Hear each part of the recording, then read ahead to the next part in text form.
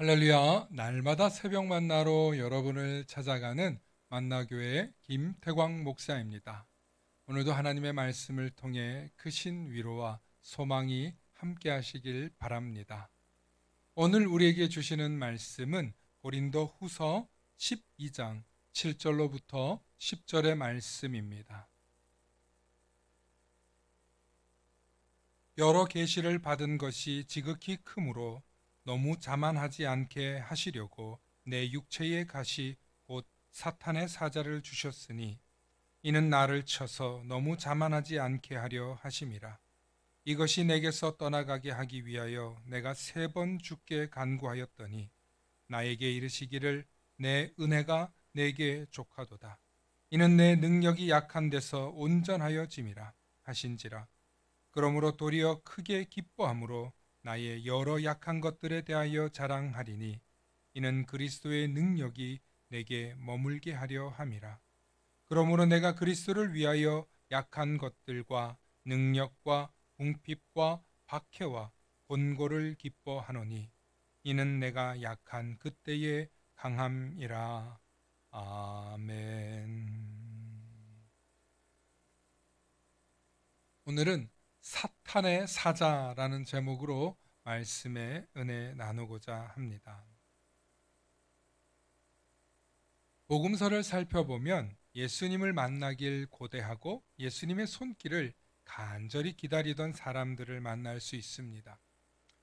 그들은 생사의 갈림길에 있거나 몸이 아픈 사람들이었습니다. 그의 가족들이 더 이상 치료 방법을 찾지 못해 예수님 앞에 데려오기도 했습니다. 놀라운 것은 그들이 예수님의 은총을 입어 만나기만 하면 치유를 받고 생명을 건지고 구원을 받았다는 것입니다.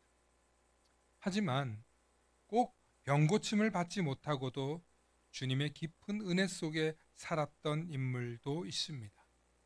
그 대표적인 인물이 바로 바울입니다. 오늘 우리가 읽은 고린도 후서 12장 7절 이하에 보면 바울은 자신의 육체의 가시를 사탄의 사자라고 표현할 정도로 굉장히 지독한 고통거리였음을 밝히고 있습니다. 하지만 그것이 무엇인지 어떤 질병인지는 자세히 가르쳐 주고 있지 않습니다.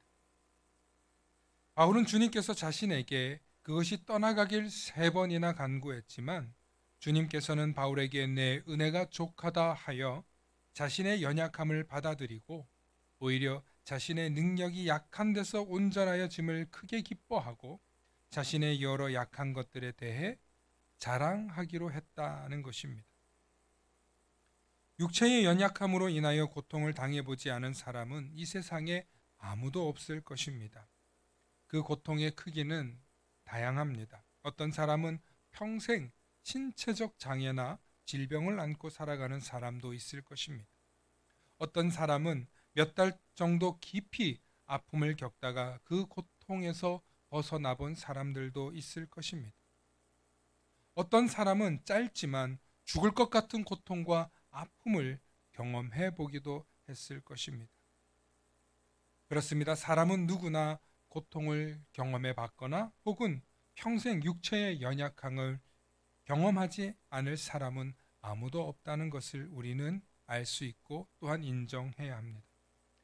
그런데 어떤 사람은 육체의 연약함 때문에 하나님의 은혜를 경험하고 어떤 사람은 육체의 그 연약함 때문에 아파하고 주눅들어 살아간다는 것입니다.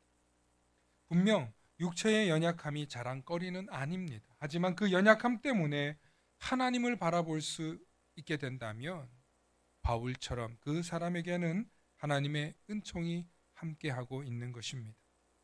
사람은 자신이 병들 수 있고 나약해질 수 있다는 것을 깨달을 때 비로소 타인의 아픔이 보입니다. 동시에 사람이라는 존재가 존엄하면서도 또 사람이라는 존재가 얼마나 연약한 존재인지를 알게 됩니다.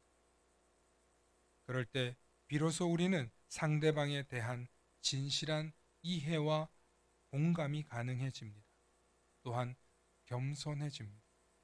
물론 아픔이나 연약함, 질병, 고통을 겪지 않으면 좋겠지만 우리는 이러한 경험을 통해 비로소 그리스도의 장성함이 무엇인지 알아가게 된다는 것입니다.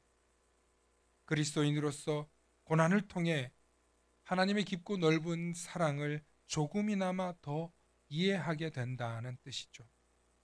예수님께서 사람의 몸을 입고 이 땅에 오셔서 우리와 같은 사람의 고통을 겪으시고 우리와 같이 육체의 몸을 입으시고 채찍과 못박힘과 창에 찔림을 당하시면서 죽으셨다는 것을 조금만 더 깊이 묵상해 보십시오. 이것을 깊이 묵상하다 보면 2000년 전 우리를 위해 대신 죽으신 예수 그리스도의 죽으심이 왜 우리의 죄악을 담당하셨는지 알 수 있게 됩니다. 왜 그분이 우리의 그리스도이며 우리의 구원자가 된다고 말하는지 조금이나마 이해할 수 있다는 뜻입니다. 그리고 이것을 이해한 사람만이 예수님을 나의 구원자로 고백할 수 있고 그분을 믿을 수 있을 뿐만 아니라 그분을 믿는다는 것이 얼마나 큰 은혜인지 경험하게 되죠. 그래서 교회에 와서 예수 그리스도를 믿는 그 믿음 때문에 울기도 하고 웃기도 하고 자신을 핍박하는 사람들을 향해 복음을 전하고 누군가를 대신해 희생하고 헌신하는 이유가 된다는 것입니다. 바울이 자신의 육체의 가시를 사탄의 사자라고 부를 만큼 고통스러운 질병이 있었지만 그는 그 질병을 고쳐주시지 않으시는 하나님을 원망하지 않았습니다. 오히려 그 고통으로 인해 내게 은혜가 족하다고 여기며 받아들였습니다. 그리고 오히려 그 연약함 때문에 예수 그리스도의 능력을 알아가게 되고 예수 그리스도의 능력이 나타나게 됨을 자랑하고 복음의 능력으로 사용하였다는 것입니다. 아마 이 말씀을 이해할 수 있는 사람들은 그리스도인들 외에는 많지 않을 것입니다. 사랑하는 성도 여러분, 여러분에게 사탄의 사자와 같은 고통이 있으신가요? 그것 때문에 예수님의 고통이 이해가 되고 나를 위해 십자가에 달리신 그 고통을 조금이라도 느낄 수 있다면 그렇다면 그것이 하나님의 은혜임도 고백하시게 될 것입니다. 내게 주신 은혜가 족하다고 고백하며 오늘도 여러분에게 그러한 믿음의 고백이 있기를 간절히 소망하며 기도하겠습니다. 오늘도 성령님이 그러한 은혜를 깨달을 수 있게 하고 이해할 수 있는 지혜를 주시길 간절히 바라며 오늘의 말씀을 마치겠습니다. 샬롬. 다 함께 기도하시겠습니다. 처음 믿음이 생길 때 하나님께 나의 고통을 없애달라고 하는 초신자의 믿음이었습니다. 그러나 예수 그리스도를 알아가고 하나님의 크신 사랑을 경험하고 깨달으면 깨달을수록 그 주님의 고통을 이해할 수 있게 해달라고 나에게 닥쳐오는 수많은 고통 속에서도 주님을 바라보는 믿음의 자세를 가져가게 됩니다. 주님, 우리의 믿음이 장성할 수 있도록 날마다 우리에게 주어지는 그 고통 앞에서도 주님을 바라보게 하여 주시고 오히려 내게 은혜가 족하다고 고백할 수 있는 믿음의 그리스도인들 되게 하여 주시옵소서. 그러한 믿음을 깨달아 알 수 있도록 성령님 우리에게 지혜를 주시고 우리 마음 가운데 은혜를 부어 주시옵소서. 그래서 내게 닥쳐오는 수많은 고난과 고통과 아픔 속에서도 한없는 하나님의 은혜를 노래하는 우리들이 되게 하여 주시옵소서. 감사드리며 우리 주 예수 그리스도의 이름 받들어 간절히 기도하옵나이다. 아멘.